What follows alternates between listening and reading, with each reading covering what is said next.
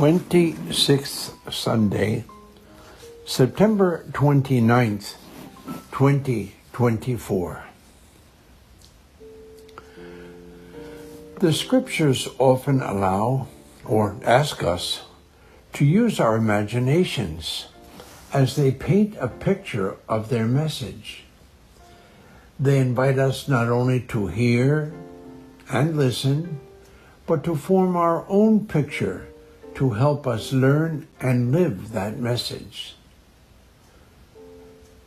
That is what Jesus did when he taught in parables: a seed, a vine, a sheep and shepherd. Today, what do we picture?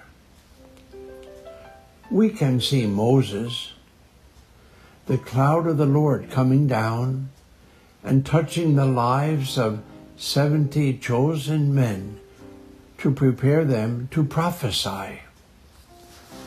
The prophet, we remember, is a spokesperson for God. This is not unlike the artist's rendering of Pentecost, with the dove descending and tongues of fire resting on the apostles and Mary.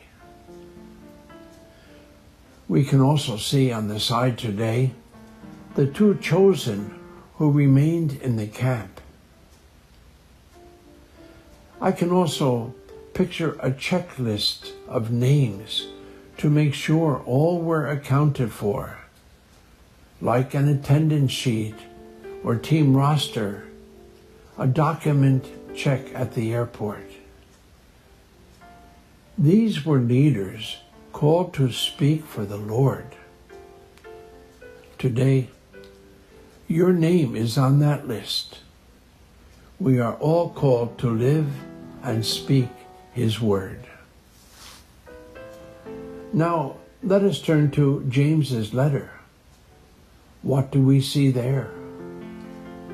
We see wealth rotting, what we can call inflation, the election issue.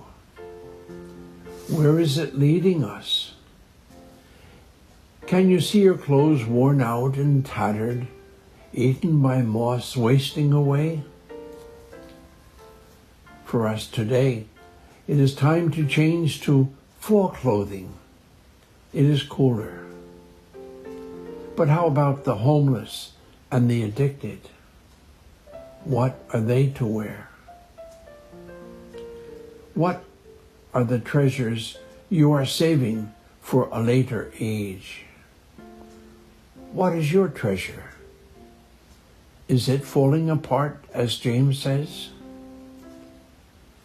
Many years ago, in a values class, the leader told us we have 5 minutes to escape a raging fire at home, and asked what 3 things we would look for to take with us.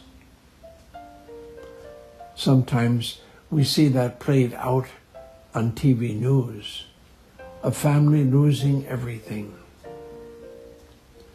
Some things are easily replaceable and therefore aren't worth the effort imposed by danger.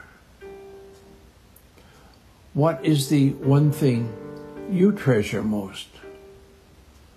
What do you want to make sure you have in your possession? Maybe it is health, maybe a family treasure. What is it you are saving for the last days? I suggest it is God's grace and the gift for salvation.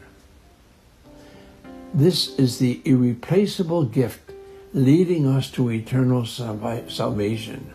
Seek it and hold on to it. Now, we turn to the Gospel of Mark. What do we see? We are bearing our cup of water for someone who belongs to Christ. Who is it who is in need of your life? To whom will you bring this cup you are holding in your hand? Do you find it hard to decide who that person is or persons are? There is someone who asks you to offer that cup of water precisely because you belong to Christ. Then we will discover our reward. People are waiting for you. Maybe it is a disaffiliated or weak or fallen away Catholic. Maybe it is an estranged family member. Jesus then uses the example of a little child. Do you see him or her? Like the Lord reaching out to us, the child, the needy person is asking something of you now. What do you see now? We now come to the hard part. Jesus tells it like it is. We are asked about the hand, the foot, the eye. Do you think Jesus is literally asking for mutilation? No.